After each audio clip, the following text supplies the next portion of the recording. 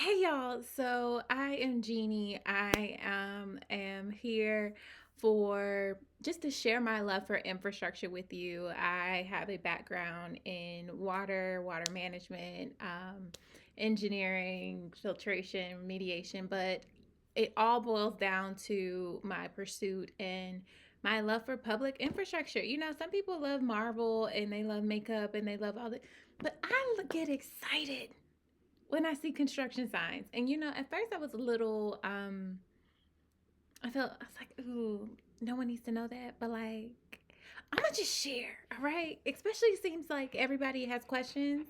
So we're gonna talk about data centers today. And that way we can clear some things up. Not necessarily, I'm not taking any sides on anything right now. I just want to paint a more accurate picture for you so you can enter the conversation more informed. And so let's talk about it. All right. So when people hear about data centers, they picture some of this mysterious building full of computers, and they also keep tying it only to AI. But like y'all, they've been around for like 80 years. Data centers have been around in different forms for about 80 years. And so I'm going to walk you through that. They just so because they've been around so long, they've just evolved in how we see them and how much energy they use in water and all the things. So we're gonna back things up. So we're gonna go to the 1940s. That was the birth of electronic computing. So that was with our World War II. It accelerated our computer needs. They had these big machines for military calculations. The computers were like really enormous and specialized. So if you think about when you had like the Russian code cracking type of movies, that's the computer that they were using. And so that's what they were. It's the big old room with the big old amount of energy.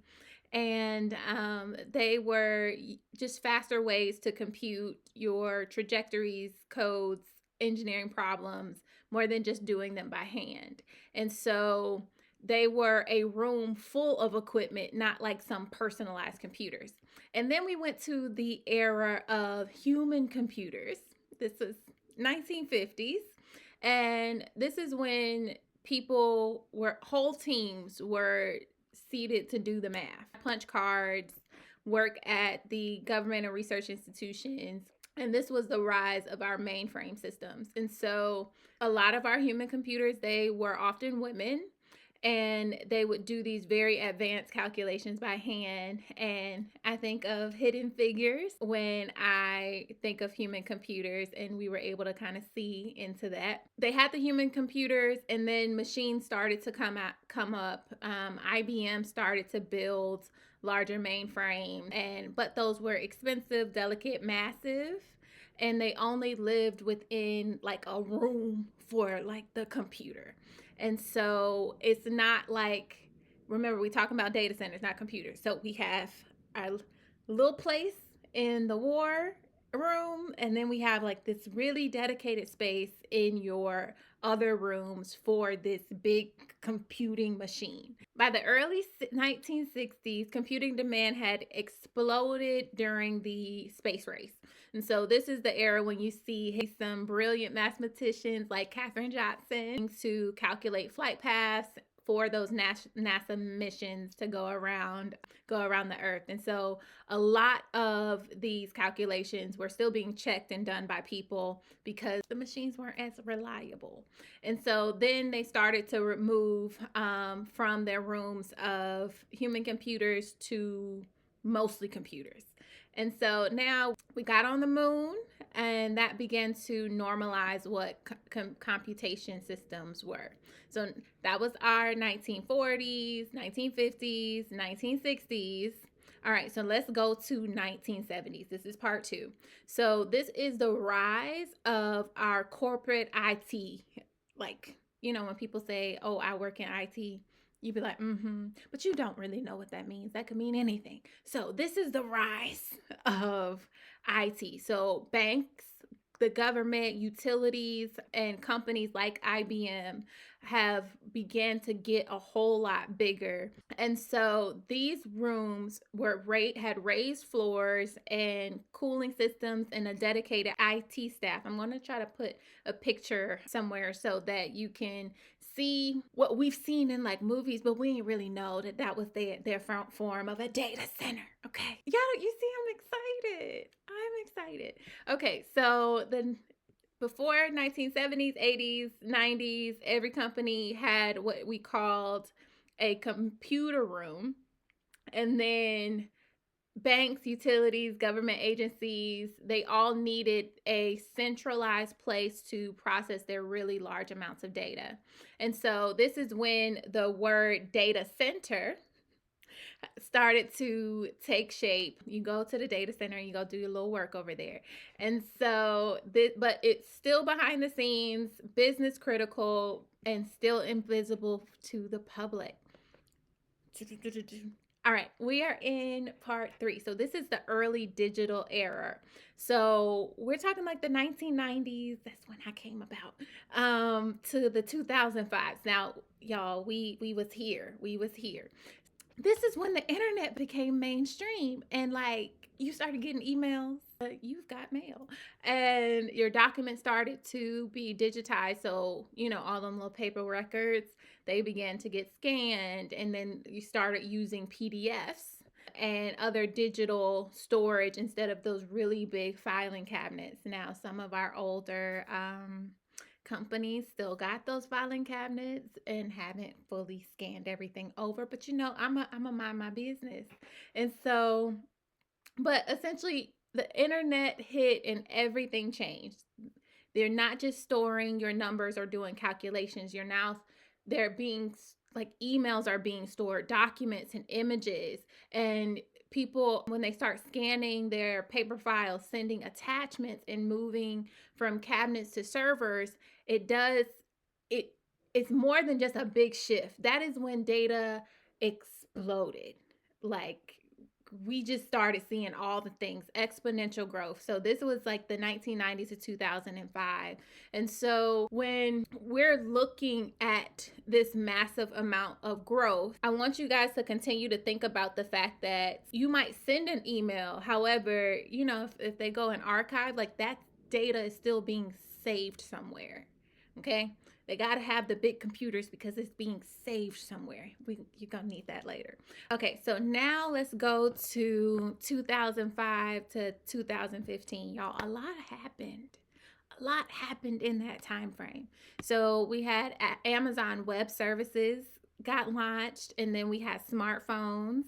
Y'all remember when we had our little smartphones and you couldn't talk to Bay until after 7 p.m.? That was because of data centers. You had them using so much data during the day for businesses and things like that. But then when people left work, the demand went down. So your demand on the phone could go up. So that was something fun that I found out. But let's move on back. All right, so you had your smartphones. Also, your social media exploded. So you had the MySpace, the Facebook, the tagged, all of those things have evolved. Also, hospitals began to adopt their electronic records. So as they transitioned to like electronic records, the data centers went from just storage to continuous service delivery. So they couldn't just be like, they actually had to constantly be able to supply all of the demand. So that's what kind of happened in that 2005 2015, but we weren't talking about data centers at that time. We knew that things were digital and exploding and all of those things, but y'all, we didn't know what a cloud was. We didn't know what Wi-Fi was. I didn't know either. All right, so now we're talking about 2015 to 2025, our world that we are always on. Okay, so I want you to think about how you got your streaming, like your Netflix, your YouTube, your remote work, your Zoom, Teams, your smart devices, your telemedicine. And so as we begin to think about how we use data, We now move from on for businesses during like those business hours to always on, because we have to stream, we have to video call, we have to track our health with our watches, we have to and all of that runs through a data center. Like, y'all, I was very close to today years old when I'm not gonna say what date this is, and I'm not gonna say how old I am, but that the computer stuff is stored somewhere. It's not just in a cloud. And you know, when your phone begins to overheat or your computer begins to overheat because there's so much storage, that is what that's where they're going. They're going, all of your data, all of your phones, everything that's in a cloud is going to the data center and is stored there, which is how you're able to pull it back. It's not just out here floating. It's stored on those big computers that are somewhere near where you live. They just aren't as like large as some of the ones they're trying to build now. But we're gonna get there. We're gonna get there. But y'all, there's a center somewhere filled with computers to hold all your data that you using all day to even see this video. Because of that, your data centers have now they are a huge part of infrastructure.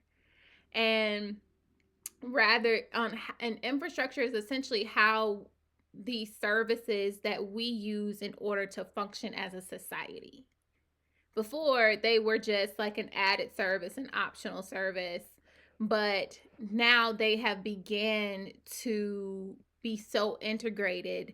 They are just as important as our water, power, and roads and all of those things, because that when you think data centers, that is what we are arguing. That is what's on the table. And so now, okay, so now we're going to get to this fast forward to where we are right now, and what in the world did AI do to make our history of data centers, our history of all of these things now become a threat.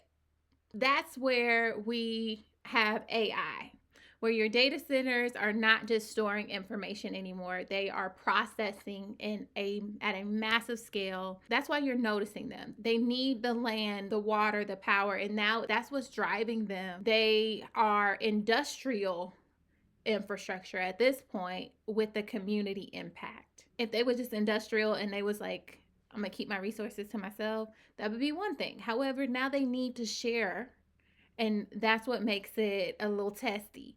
But think about your AI growth. You have your Chat GPT, you have other AI capabilities. You see a lot of banks and a lot of other services that are using AI to help build their businesses, and they need a lot.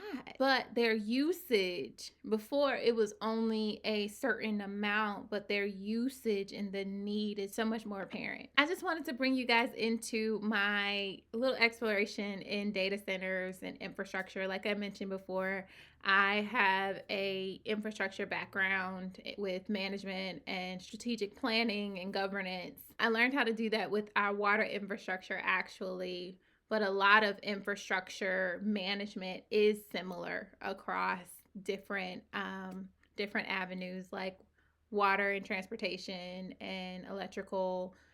They do a whole lot of working together.